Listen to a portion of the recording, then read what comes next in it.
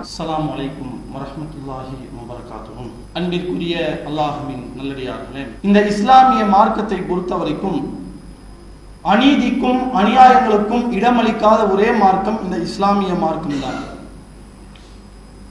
இந்த மார்க்கத்தை ஏற்றுக்கொண்ட மக்கள் எல்லாம் நீதமாகத்தான் நடக்க வேண்டும், நேர்மையாகத்தான் இருக்க வேண்டும் என்று அல்லாஹ் தன்னுடைய திருமறை குர்ஆனிலே பல்வேறு இடங்களில் சொல்லி காட்டுவதை நாம் பார்க்கிறோம். இறைவன் சொல்லும் பொழுது, யா அய்யுஹல்லதீன ஆமனூ, நம்பிக்கை கொண்டோரே, இத்தகுல்லா, நீங்கள் அல்லாஹ்வை அஞ்சிக் கொள்ளுங்கள், வகூலு கௌலன் சதீதா, நீங்கள் நேர்மையான சொல்லை மட்டுமே பேசுங்கள். அல்லாஹ் திருமறை குர்ஆனிலே கட்டளையிடுகிறான், நீங்கள் நேர்மையாகத்தான் நடக்க வேண்டும், நேர்மையான சொல்லை மட்டும்தான் நீங்கள் பேச வேண்டும், பொய் பேசாதீர்கள், அநியாயமாக பேசாதீர்கள் என்று இறைவன் தன்னுடைய திருமறையில் மிகவும் வலியுறுத்தி சொல்வதை நம்மால் பார்க்க முடியுது.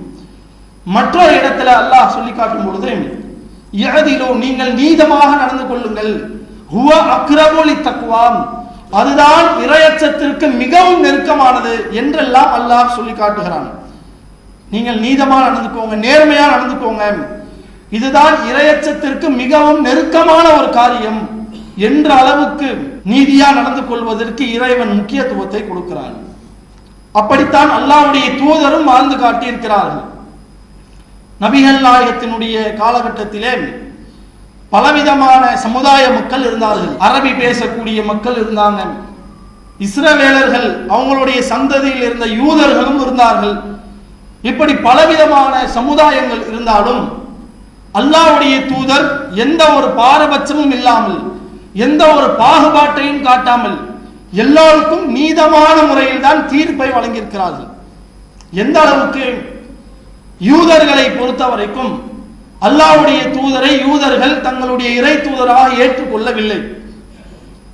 என்ன காரணம்? பகியம் பைனஹும், அவர்களுக்கு மத்தியில் இருந்த பொறாமையின் காரணமாக நபிகள் நாயகத்தை தங்களுடைய தூதராக ஏற்றுக்கொள்வதற்கு யூதர்கள் மறுத்தார்கள்.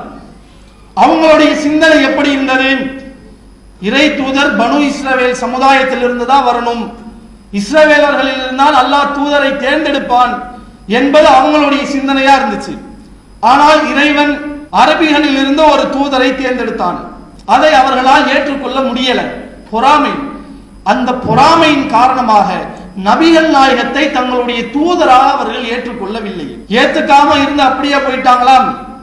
ரசூலுல்லாஹ்வுக்கு எதிராக, இஸ்லாத்திற்கு எதிராக, இந்த இஸ்லாமிய மார்க்கத்தை ஏற்றுக்கொண்ட முஸ்லிம்களுக்கு எதிராக ஏராளமான சூழ்ச்சிகளை கட்டவிழ்த்தார்கள், ஏராளமான சதி வலைகளை அவர்கள் பின்னினார்கள். எப்படியாவது இந்த மார்க்கத்தை அழிக்க வேண்டும், இஸ்லாத்தை ஒழிக்க வேண்டும் என்பதுதான் யூதர்களுடைய ஒரு கொள்கையாகவே இருந்தது. பலவிதமான முயற்சிகளிலும் அவர்கள் ஈடுபட்டார்கள். இப்படி இஸ்லாத்தின் மீது, அல்லாஹ்வுடைய தூதரின் மீது ஏராளமான வெறுப்புகள் அவர்களுக்கு இருந்தாலும் அவர்களுக்கு மத்தியில் ஏதேனும் ஒரு பிரச்சனை வந்தால், அவர்களுக்கு மத்தியில் ஏதாவது ஒரு சர்ச்சை ஏற்பட்டால் அதற்கான தீர்வை நபிகளாரிடத்தில் வந்து கேட்டிருக்கிறார்கள். என்ன காரணம்? இவரிடத்தில் சென்றால் நமக்கு நீதமான ஒரு தீர்ப்பு கிடைக்கும், இவரிடத்தில் சென்றால் நமக்கு நியாயமான ஒரு தீர்ப்பு கிடைக்கும் என்பது யூதர்களுடைய சிந்தனையாவே இருந்துச்சு.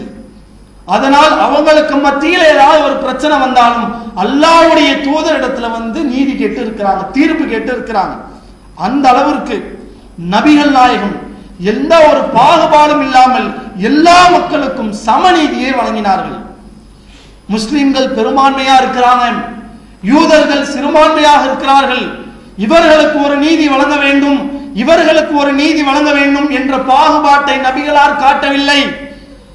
யாராக வேண்டுமானாலும் இருக்கட்டும், யார் பக்கம் நீதி இருக்கிறதோ, நியாயம் இருக்கிறதோ, அவர்களுக்கு அல்லாஹ்வுடைய தூதர் தீர்ப்பளித்தார்கள். இப்படித்தான் ஒரு ஆட்சியாளர் இருக்க வேண்டும். அதைத்தான் நம்முடைய மார்க்கமும் வலியுறுத்தி சொல்கிறது. ஆனால் இன்றைய காலகட்டத்தை எடுத்துக்கொள்ளுங்கள், இன்று இருக்கக்கூடிய ஆட்சியாளர்கள் அப்படித்தான் இருக்கிறார்களாம்? சரியான முறையிலே நீதிகள் நமக்கு வழங்கப்படுகிறதாம்? பெரும்பான்மையாக இருக்கக்கூடிய மக்கள் அவர்கள் புரிந்து கொள்ளும் வகையில் தான் தங்களுடைய தீர்ப்புகளை அமைத்துக் கொள்கிறார்கள். சிறுபான்மையினர் அவங்க எக்கேடு கெட்டு போனா எங்களுக்கு என்ன, ஒரு தலைபட்சமாக தீர்ப்பு வழங்குவதை நாம் பார்க்கிறோம். அதிலும் குறிப்பாக இஸ்லாமியர்கள் என்று வந்துவிட்டால் இந்த சமூகத்தை ஒதுக்க வேண்டும், இந்த சமூகம் ஒடுக்கப்பட வேண்டும் என்பது அவர்களுடைய குறிக்கோளாகவே இருக்கிறது. ஏராளமான சம்பவங்களில் நாம் பார்த்து விட்டோம். பாபர் மசூதி இடிப்பாக இருக்கட்டும், அது நமக்கு கிடைத்த ஒரு நியாயமான தீர்ப்பாம்.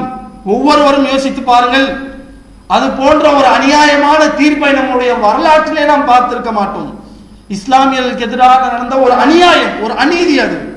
அது மட்டுமல்ல, எத்தனையோ வழக்குகள், பல கொலை வழக்குகள், எத்தனையோ பாலியல் பலாத்காரங்கள், இது போன்ற சம்பவங்களுக்கெல்லாம் பெரும்பான்மை மக்களுடைய மனம் வருந்தாத அளவிற்கு அவர்களுக்கு சாதகமாக பல தீர்ப்புகள் அளிக்கப்பட்டிருப்பதை நாம் பார்த்திருக்கிறோம். அதே போன்றுதான் தற்பொழுது நடந்த இந்த திருப்பரங்குன்றம் சம்பவமும். பல நூறு ஆண்டுகளாக எல்லா சமூக மக்களும் சகோதரத்துவமாக பழகி வந்த அந்த இடத்திலே மதத்தை அடிப்படையாக வைத்து இந்த மத அரசியலை செய்து எப்படியாவது நாம் ஆட்சிக்கு வந்துவிடலாம் என்ற யோசனையில் காவி பயங்கரவாதிகள் இது போன்ற மத அரசியலை செய்வதை நம்மால் பார்க்க முடிகிறது. இப்படி எத்தனை சூழ்ச்சிகளை அவர்கள் நமக்கு எதிராக செய்தாலும் அந்த சூழ்ச்சிகளை முறியடிக்கக்கூடிய ஆற்றல் அல்லாஹ்விடத்தில் இருக்கிறது. அந்த சூழ்ச்சிகளை எல்லாம் இறைவன் நிச்சயமாக முறியடிப்பான் என்று நாம் ஆழமாக நம்ப வேண்டும். இப்படி நடக்கக்கூடிய அநீதிகளுக்கு எதிராக இறைவனிடத்தில் கையேந்த வேண்டிய ஒரு கடமையும் நமக்கு இருக்கிறது. அது மட்டுமல்லாமல் இது போன்ற அநியாயங்களுக்கு எதிராக ஜனநாயக ரீதியாக போராட்டங்கள் நடந்தால், ஆர்ப்பாட்டங்கள் நடக்குமேயானால் அதில் நாம் கலந்து கொண்டு நம்முடைய கண்டனங்களை நாம் தெரிவிக்க வேண்டும். நிச்சயமாக அதற்கான கூலியை அல்லாஹ் நம் அனைவருக்கும் தந்தல் புரிவானாக என்று பிரார்த்தித்து என்னுடைய இந்த உரைக்கு நான் திரையிடுகிறேன். வாஹ்தாவானா அல்ஹம்துலில்லாஹி ரப்பில் ஆலமீன். அஸ்ஸலாமு அலைக்கும். அல்லாஹு அக்பர், அல்லாஹு அக்பர்.